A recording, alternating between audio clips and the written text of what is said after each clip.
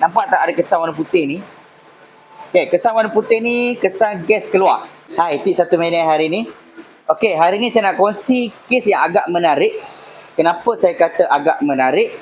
Okey, hari ni kita ada satu Mitsubishi Xpander. Apa jadi kat kereta ni? Kereta ni datang kat kami langsung tak ada gas. Maksudnya aircon tak sejuk lah, tak ada gas. Jadi bila kami cek, saya masukkan gas. Apa jadi? Gas dia keluar. Keluar ikut mana? Keluar ikut pipe ni. Nampak tak ada kesan warna putih ni? Okey, kesan warna putih ni kesan gas keluar. Bila saya masuk, gas keluar macam ni. Keluar. Okey, jadi apa kami buat? Saya order satu pipe yang baru, saya tukar. Tapi, ini yang menariknya. Bila saya tukar pipe yang baru, nak tahu apa jadi? Saya baru masuk gas je. Tengah masuk gas, pipe yang baru tu meletup.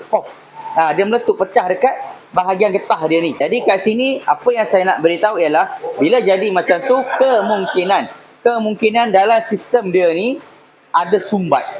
Bila ada sumbat, kita kena carilah. Okey, jadi apa kami buat? Pipe yang baru tadi, saya tukar hose sahaja. Sebab hose dia yang pecah, saya tukar hose dia, saya clamp balik. Bila saya clamp balik, saya pasang balik, saya cuba masukkan gas balik. Tapi, bila saya cuba masukkan gas balik, okey. Dia boleh masuk elok. Sekarang, aircon kereta ni memang sejuk. Nak tengok? Jom saya tunjuk. Menunjukkan bacaan yang sangat cantik. Dia punya low pressure 30. Dia punya high pressure bawah 200.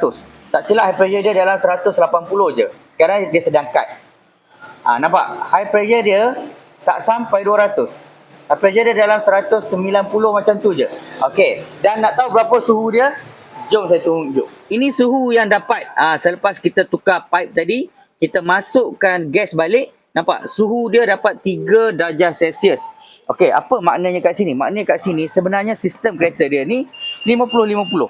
Saya nak kata ada problem pun tak boleh sebab pressure dia cantik dan suhu dia sejuk.